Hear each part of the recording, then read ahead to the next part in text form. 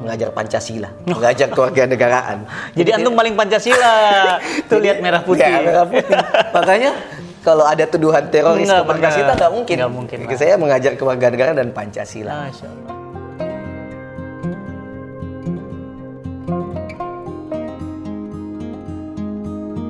Assalamualaikum warahmatullahi wabarakatuh. Waalaikumsalam. Alhamdulillah, subhanallah, wala ilaha illallah, Allahu akbar. Teman-teman semuanya, apa kabarnya? Sehat ya? Mudah-mudahan senantiasa dalam lindungan Allah, tetap semangat dalam kebaikan. Teman-teman semuanya, alhamdulillah kata UFK kali ini bertemu dengan seorang tokoh anak muda, Masya Allah. Saya tuh kagum banget dengan dua bersaudara ini, Ustadz Fazlur Rahman dan abangnya, ya. Orang yang sangat-sangat giat berdakwah.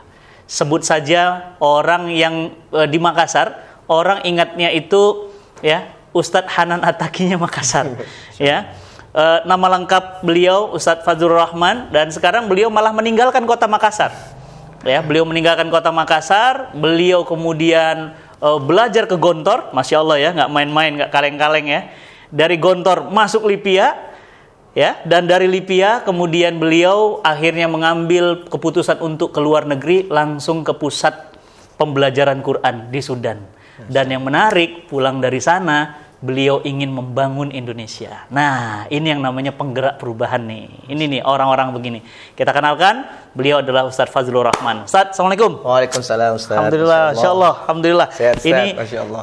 Saya senang banget antum pulang dari sana ke sini. Bukan jadi pembimbing umroh, Alhamdulillah. Bukan jadi sampah masyarakat, tapi pulang dari negeri Sudan, negerinya para ulama, negerinya Ahlul Quran, ke sini mendirikan markas hijrah. Nah, ini Ustaz. Sebelumnya bisa diceritakan Ustaz. Awalnya kenapa ada markas hijrah? Ini anak-anak muda lagi senang hijrah nih. Iya, nah, kenapa namanya markas hijrah? Yang pertama, alhamdulillah wassalatu wassalamu ala Rasulillah wa ba'd. Saya ingin ucapkan jazakumullah khair Ustaz Fatih Karim yang Masya Allah sudah berkenan hadir di tempat kami yang sederhana ini dan memberikan banyak ilmu pengalaman. Tentu kita yang junior ini harus banyak mengambil ilmu kepada yang senior, dan itu sudah sunnatullah yang harus kita lakukan. Alhamdulillah juga diberikan kesempatan untuk numpang di kontennya Ustaz Fatih Karim di suatu. Karena ini menarik untuk diangkat. Masya Allah, suatu kebahagiaan Ustaz. Terkait markas hijrah sendiri Ustaz, memang ada sejarahnya sebelum kita membentuk ini. Terutama kalau kita berbicara dari keluarga sendiri Ustaz, memang keluarga kami itu adalah keluarga yang notabene aktif di dunia pendidikan Ustaz. Ibu saya itu, ayah saya itu aktif di organisasi Muhammadiyah. Sejak kuliah di Makassar. Di Makassar Ustaz. Kemudian ibu saya juga itu alhamdulillah dia di Makassar buka sekolah PAUD Ustaz. TK. Alhamdulillah sampai sekarang TK-nya ada, namanya TK Mardati. Dari bimbingan-bimbingan mereka inilah yang masuk ke dalam jiwa kita sebagai anak-anaknya. Sampai saya dan abang saya alhamdulillah itu ketularan Ustaz istilahnya. Jadi kalau bahasanya banyak yang belum kenal abang antum. Iya, abang saya Ustaz Farozi Ansor. Tuh. Ya, dia Ustaz Fahru Rozi. Ya, kalau Makassar mungkin semuanya kenal. Kalau Makassar pasti kenal. Iya, Masya Allah. Dan saya juga banyak terinspirasi dari beliau khususnya Ustaz, karena memang beliau yang banyak memotivasi saya Ustaz ya, khususnya ketika tadi kan sempat antum sebut di Lipia, cuman itu di Lipia nggak selesai Ustaz ya, sebentar saya pindah langsung ke UIN. Masya Allah. Dari UIN langsung saya ke Sudan. Itu juga atas semangat dan motivasi beliau. Jadi memang markas ini terbentuk, kalau kita bahas itu panjang banget Ustaz. Terutama adalah motivasi dari keluarga yang memang selalu mendorong kita agar jangan hanya menjadi manusia biasa. Nah, tuh. Ibu saya tuh selalu bilang, kalau kamu dikasih 1 sama Allah, berikan 2 kepada orang yang lain. Kamu dikasih 3, berikan 4, 5. Jadi kita diajarkan oleh ibu kita, ayah kita itu totalitas dalam bekerja. Maka alhamdulillah anaknya semua disekolahkan. Betul-betul ya waktu itu kalau perjalanan sekolah itu sangat betul-betul membuat. Bahkan ibu saya menulis satu buku Ustaz, namanya Surat Cinta Bunda. Surat Cinta Bunda ini menjelaskan tentang bagaimana perjuangan seorang ibu mengantarkan 2 anaknya ke pondok pesantren Gontor. Dan saya dan kakak saya kan itu cuman beda setahun, Ustaz. 2002 kakak saya jalan, 2003 saya jalan. Jadi sama-sama Gontor dan sama-sama Sudan. Sama-sama Sudan. Cuman bedanya kalau abang saya itu Ustaz Razi, dia S1, S2, S3 Sudan. Masya Allah. Dia pakem dia di Sudan. Kalau saya warna-warninya banyak. Jadi berarti beliau ngelotok di Sudan. Ngelotok di Sudan, kenyang di sana. Jadi alhamdulillah. Nah, berangkat dari situlah perjuangan ibu kita dan lain-lain. Setelah kita pulang dari Sudan, alhamdulillah yang membawa kita juga bisa seperti ini adalah pengalaman kita, Ustaz.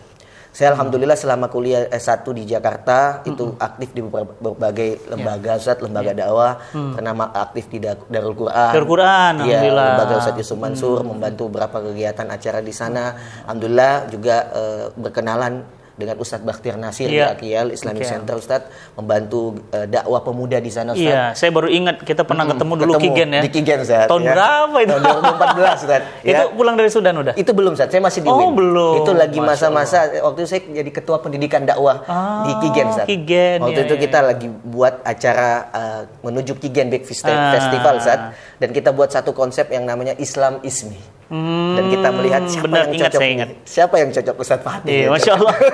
Ya, alhamdulillah waktu itu luar biasa perjuangan dakwah itu yang mewarnai hidup saya, Ustaz. Karena alhamdulillah saya juga mengambil jurusan dakwah selaras dengan apa yang saya pelajari dan saya amalkan. Disitulah mulai, dan itu waktu itu saya memang waktu itu ya bisa dibilang kembali review ulang ilmu agama yang saya dapatkan di Gontor, Ustaz, dengan aktif di dunia dakwah. Akhirnya saya berangkatlah ke Sudan. Di Sudan saya baru menghafal Quran, Ustaz. Masya Allah. Di Sudan itu saya baru menghafal Quran di umur saya yang 25 tahun, Ustaz. 25 tahun. Dan itu bagi orang Sudan sudah aib, Ustaz. Malu. Karena saya menghafal Quran itu teman-teman saya anak-anak kecil. Allah. Umur paling tua itu 17 tahun, 18 tahun. Kalau kita ikut dorong. Jadi 25 udah ketuaan. Udah ketuaan, Ustaz. 25 bagi mereka itu udah tingkat S2, S3. Bahkan menjadi seorang pengajar Quran, bukan lagi yang belajar. Nah, ini yang istilahnya semangat ini yang kita dapatkan di luar negeri, yang kayaknya kita harus bangun deh di Indonesia. Kita pulang nggak bisa kalau kita lulusan luar negeri, kualitas kita sama dengan dalam negeri. Untuk apa kita jauh-jauh ke luar negeri kalau kita jauh-jauh keluar, balik ya di sini juga banyak. Iya, di sini juga banyak. Kita balik pulang melakukan hal yang sama dengan orang yang lain, yang istilahnya tidak mendapatkan pengalaman di sana. Nah, dari pengalaman itulah kita muncul semangat. Dan alhamdulillah baru terwujud itu, Ustadz, setelah alhamdulillah saya dan Ustadz Rozi waktu itu ketemu di Makassar. Dan waktu itu juga Ustadz Rozi sudah menjadi dai milenial di Makassar, sudah menjadi dai-dainya artis hijrah, ngisi kemana-mana program hijrah dan lain sebagainya. Akhirnya kita berdiskusi singkat di mobil waktu itu, kayaknya kita harus bentuk yayasan deh. Kayaknya kita harus ada yayasan, kita harus ada kendaraan untuk bisa menampung umat ini. Akhirnya, ayo apa ya namanya ya? Karena beliau lagi aktif-aktif menyemangati orang hijrah. Hijrah, dan juga suka di kalangan artis dia suka ngisi di Hijrah Fest dan lain sebagainya. Kita nemu satu kata, hijrah nih kayaknya cocok. Tapi apa ya? Karena sekarang sudah banyak nama hijrah gitu. Ada Hijrah Fest, ada Berani Hijrah Baik, ada yang lain sebagainya. Kita pusing, kita ngambil perannya di mana ini. Akhirnya setelah berdialog panjang dengan Ustadz Rozi dan abang saya ini, kita buat Markas Hijrah Indonesia. Keluarlah itu tidak kita tidak betul-betul duga, Zat, ya. Tiba-tiba keluar saja. Oh, kita buat Markas Hijrah Indonesia. Kenapa? Kita bina anak-anak yang sudah hijrah, kita kuatkan keilmuannya, kita bina di sini. Yang sudah hijrah ingin hafal Quran, ayo kita jadikan hafiz. Jadi teman-teman, kenapa itu markas? Itu ada alasannya, Ustaz. Ada alasannya, Ustaz. Bukan markas tuh kayak markas bom teroris, bukan. Markas tuh bahasa Arab, teman-teman. Tarkis ya. Tarkis, murokaz. Iya. Artinya apa, Ustaz? Memfokuskan. Intensif. Gitu. Karena ini memang banyak sekali digunakan kata-kata ini di Timur Tengah, Ustaz. Jadi tempat saya di sini istilah itu jadi negatif. Jadi negatif, Ustaz. Karena memang penggerbekan teroris di markas. Di markas. Jadinya orang, markas hijrah apa nih? Jadi padahal istilah gitu, markas itu bahasa Arab yang artinya intensif, pembinaan intensif. Betul sekali. Jadi disitulah kita ambil peranan. Kita harus berperan di sini. Kita lihat semangat gelombang hijrah ini luar biasa tahun 2000-an ini. Kita lihat semangat orang untuk ingin hafal Quran, untuk dekat dengan agama itu begitu besar sekali, Ustaz. Sedangkan kita melihat tidak banyak wadah.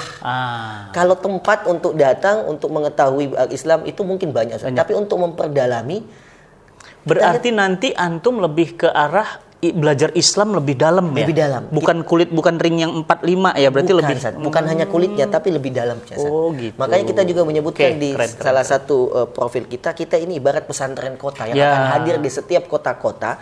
Bagi mereka yang sibuk, sudah berhijrah, aktivitas padat dan tetap ingin belajar agama, kita bisa. Jadi orang tidak mesti harus ke pondok pesantren, ke tempat-tempat pembelajaran Quran untuk harus duduk 6 tahun, 7 tahun untuk bisa belajar agama.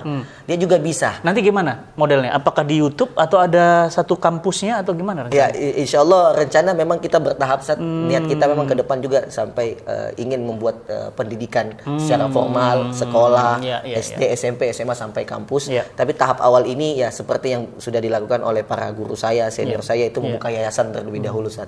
Nah, yayasan inilah yang kita mulai perjuangan untuk mensiarkan dakwah. Wah, keren. Ini keren banget. Ini anak muda ya. Ini nggak boleh diam ya. Kita harus peduli. Itu nggak boleh merasa cukuplah soleh sendiri.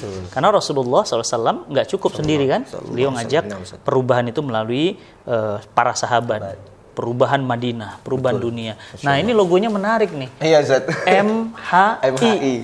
Iya. Itu H-nya, M-nya kayak bendera. Iya. I-nya kenapa pulpen? Iya. Ini ada filosofinya sendiri, Zat.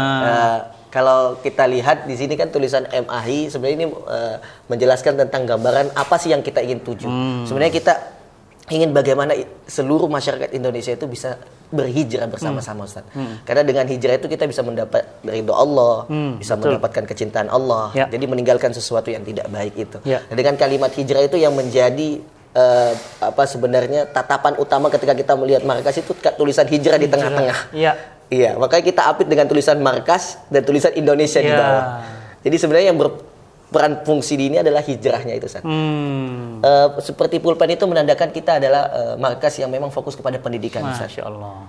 Pendidikan yang memang kita konsentrasi untuk dakwah ke seluruh pelosok Indonesia. Karena Ustaz, perubahan semua diawali dari ilmu. Ilmu, Ustaz. Ya kan? Itulah kenapa Islam itu sangat-sangat memuliakan ilmu, teman-teman ya. Ustaz. Dan beliau juga berilmu. Nah, Ustaz, waktu di Sudan ngambil apa? Saya ngambil jurusan dakwah juga, Ustaz. Alhamdulillah. Jadi di S1 saya ngambil dakwah di UIN.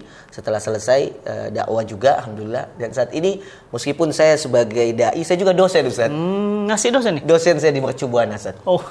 Banyak yang bertanya-tanya, Ustaz, kok Ustaz dosen di Mercu Buana, nggak di UIN, di UMJ? Saya bilang, Allah mungkin mentakdirkan saya masuk Mercu Buana ini untuk mendakwahi mahasiswa di sana. Karena kita tahu kan Mercu Buana tidak seperti UIN yang memang label Islam. Mercu Buana adalah kampus umum yang dimana kalau kita mengajar, saya kan mengajar pendidikan agama Islam, Ustaz. Mengajar Pancasila, mengajar kewarganegaraan. Jadi antum paling Pancasila. Tuh lihat merah putih. Ya, merah putih. Makanya kalau ada tuduhan teroris ke markas kita nggak mungkin. Saya mengajar kewarganegaraan dan Pancasila. Masya Allah. Dan di situ saya bertanya kepada syekh saya di Sudan, Ustaz. Syekh, saya mendapatkan pekerjaan menjadi dosen di salah satu kampus yang memang bukan Islami, Syekh. Yang memang akhwat-akhwat di sana masuk kelas meskipun pelajaran agama Islam tidak wajib untuk berhijab dan lain-lain. Kata guru saya apa, Ustaz? Itu ladang dakwah. Ambil perananmu di situ. Hijrahkan.